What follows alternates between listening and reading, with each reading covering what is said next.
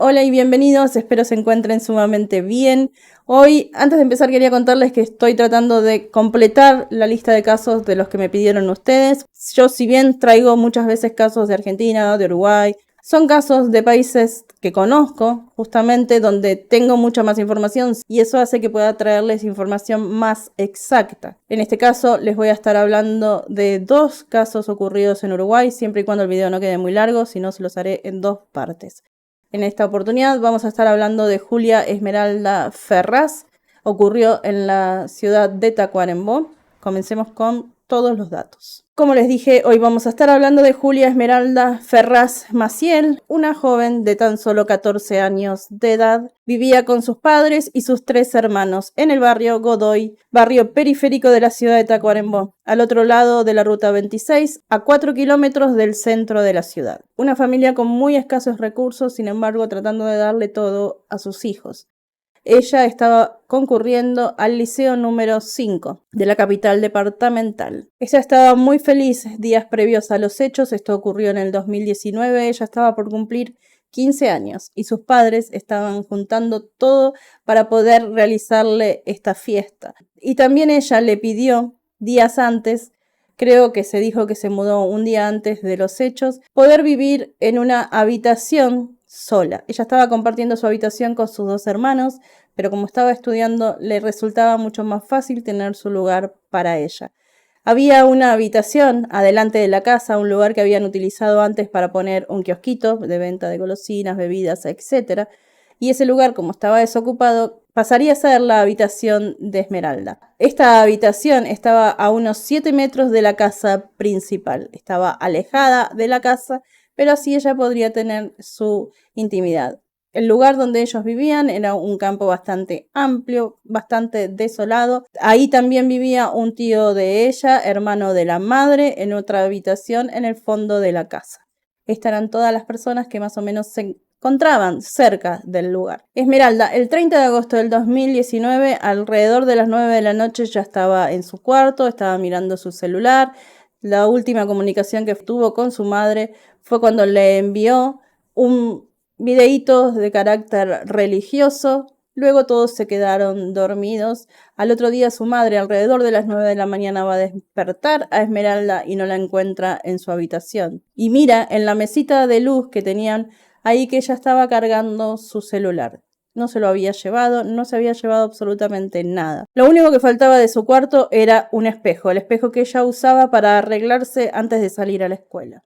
Comenzaron a buscarla en los sectores más cercanos, pero Esmeralda nunca se iba sin avisar a los padres. Tenía esa costumbre de estar muy pegada a ellos, era muy chiquita todavía, y es por eso que siempre estaba contándole todos sus movimientos. Dando aviso a la policía y ayudado por los vecinos, comienzan a rastrillar toda la zona boscosa de ese lugar, pero nadie sabía nada de Esmeralda. Siguieron la búsqueda intensamente para encontrarla. Esmeralda no se podía haber ido por su propia voluntad hasta que la policía se entera que un tío de Esmeralda, justamente el tío que vivía en el mismo predio que ellas, se tomó unas cosas para supuestamente terminar con él y fue hospitalizado. Cuando esto pasó, pensaron que podía tener algo que ver y de inmediato se le puso una custodia policial hasta que él se recuperara.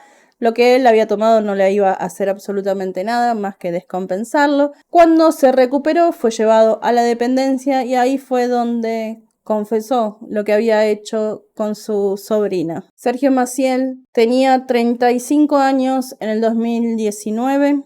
Era el hermano de la madre, como les mencioné, no tenía ningún tipo de antecedentes.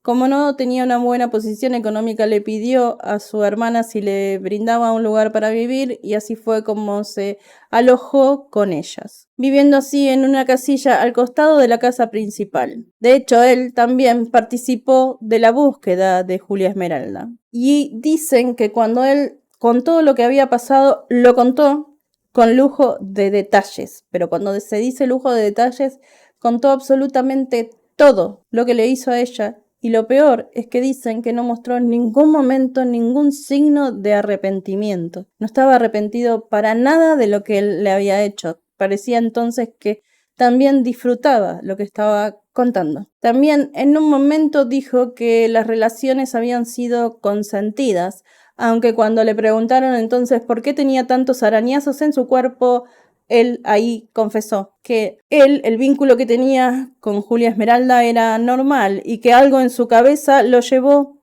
a violarla. Dijo, la violé 2 veces y ella se defendió. Y que por miedo a que Esmeralda contara lo que él le había hecho, decidió quitarle la vida estrangulándola. Luego la cargó en sus hombros, la llevó hasta un gallinero que había en el lugar, la dejó ahí, volvió, arregló el cuarto, levantó el espejo que faltaba porque se había roto, ella en su afán quizás de que alguien pudiera escuchar que le estaba pasando algo. Hasta tendió la cama para que pareciera que ella no había estado ahí. Volvió a este gallinero o invernadero, no se aclaró muy bien qué era. La cargó nuevamente, agarró la pala que tenía al costado y se fue campo adentro para enterrarla. Fue entonces que, diciéndole a las autoridades dónde la había enterrado, y luego de 4 días fueron encontrados los restos de Julia Esmeralda. Estaba dentro de un hoyo que este hombre había hecho de unos 70 centímetros, tapado con hojas y plantas del lugar, un lugar que había sido rastrillado en su momento,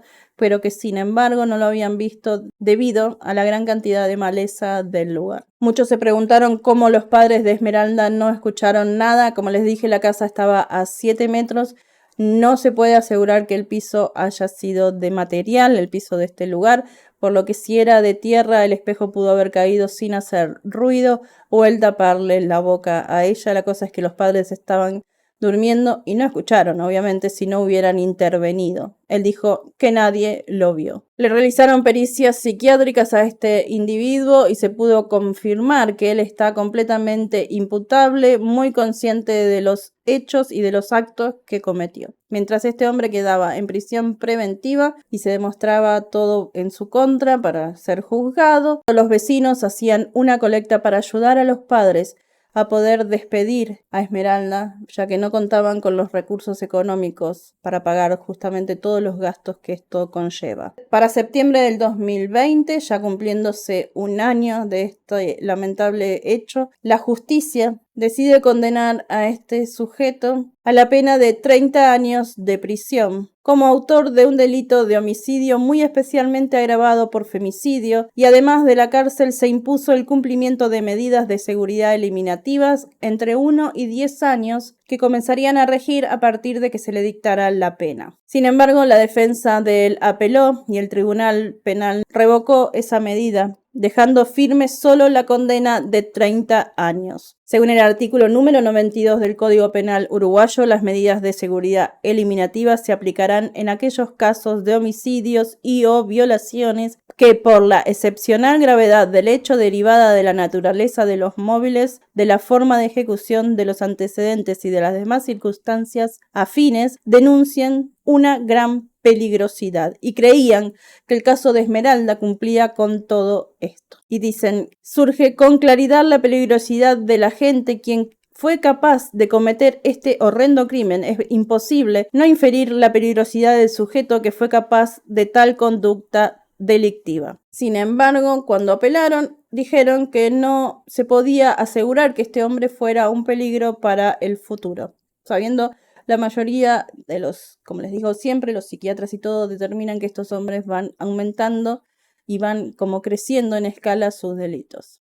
Bueno, y el segundo caso del que vamos a hablar hoy también sucedió en la ciudad de Tacuarembó. Es el caso de Valentina Ferraz, quien comparte el mismo apellido del caso que les conté recién. Sin embargo, no hay relación con ambos casos. Valentina Ferraz era de San Gregorio de Polanco, de Tacuarembó.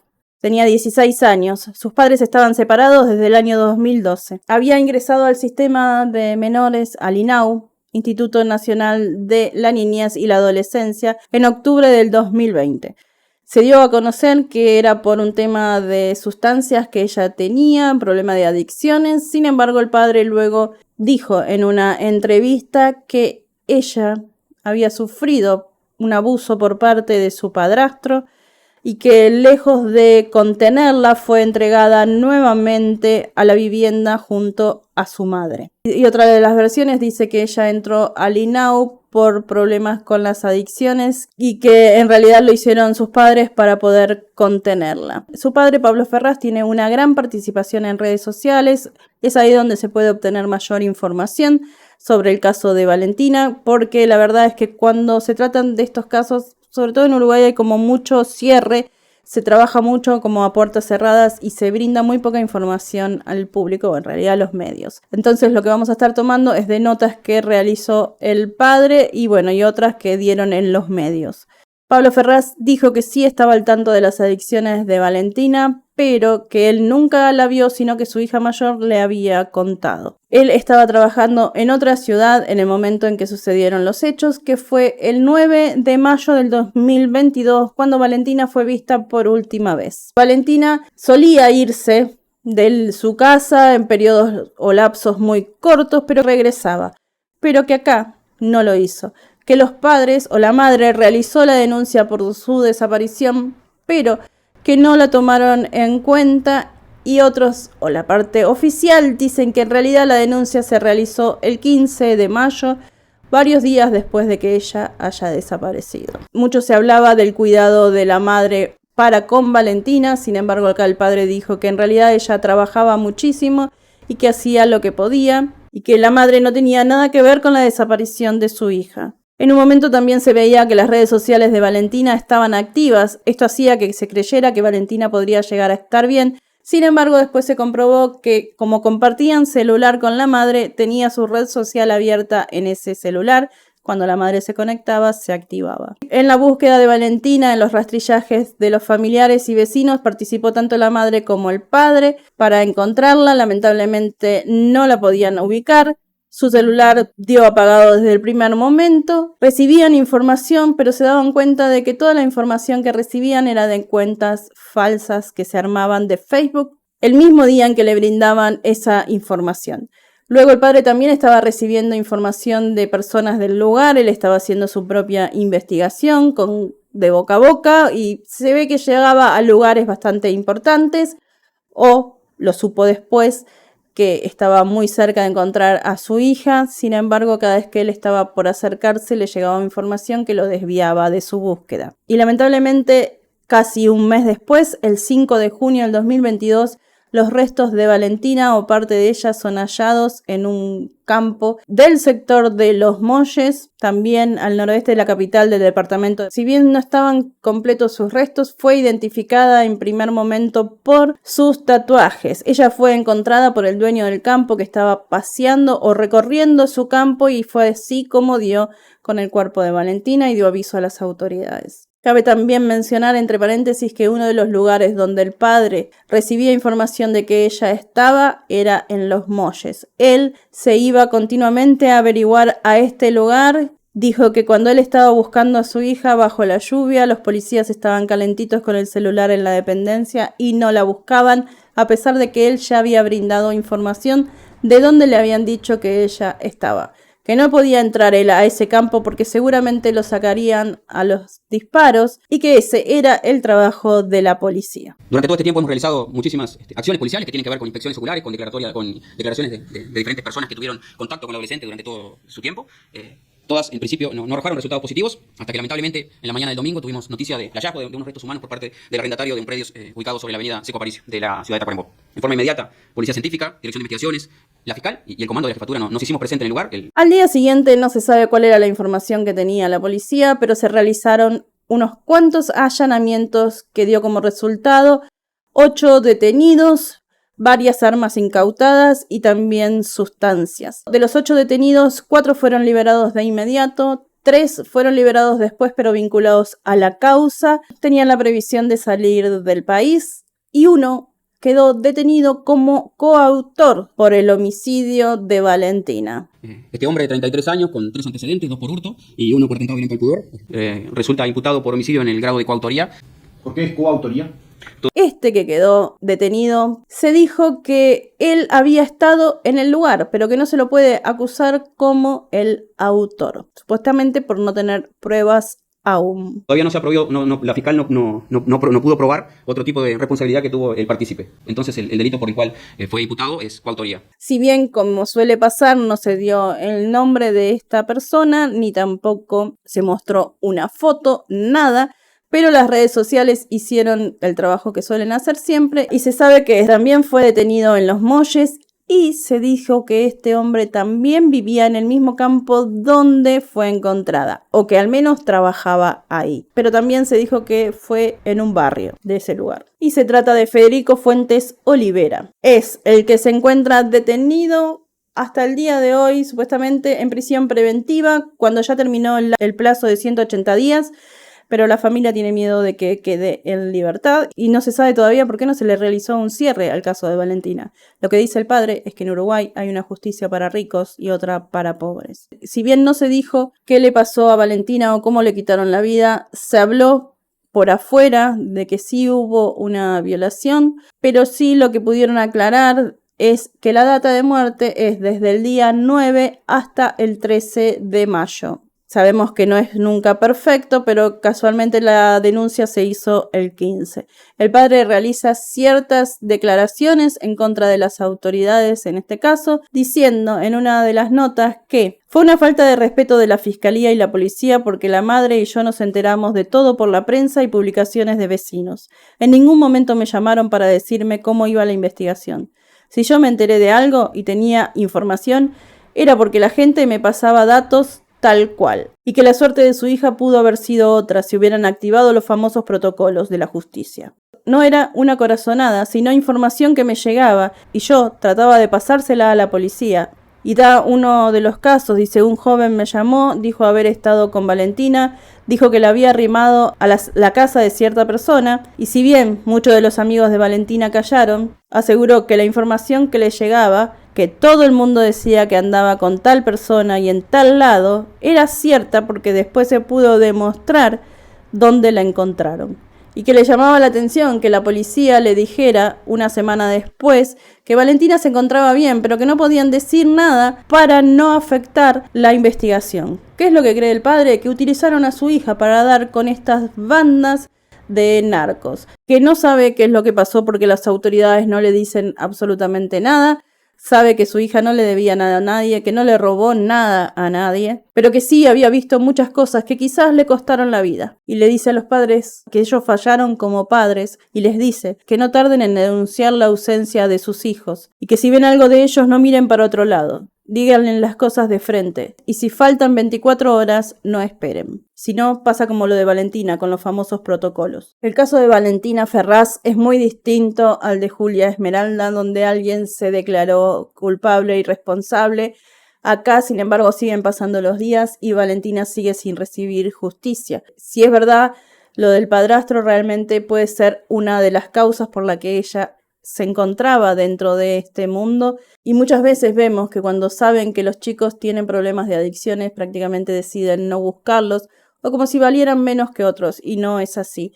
Esperemos que Valentina pronto reciba justicia, yo los voy a estar informando para ver qué es lo que pasó con esta persona que está detenida, quién fue el autor real y qué fue lo que pasó realmente con Valentina. Este es un caso que me pidieron ustedes, me pidieron los dos juntos, por eso se los traigo con toda la información que pude conseguir. Me gustaría muchísimo que si quieren me dejen información abajo de este video por si algo no sé para poder investigarlo. Yo me voy a despedir de todos ustedes, pero no sin antes decirle gracias a todos, gracias a los miembros del canal, cuídense mucho, cuiden mucho a los suyos y nosotros nos vamos a ver muy pronto en un siguiente video. Gracias infinitas a todos, cuídense.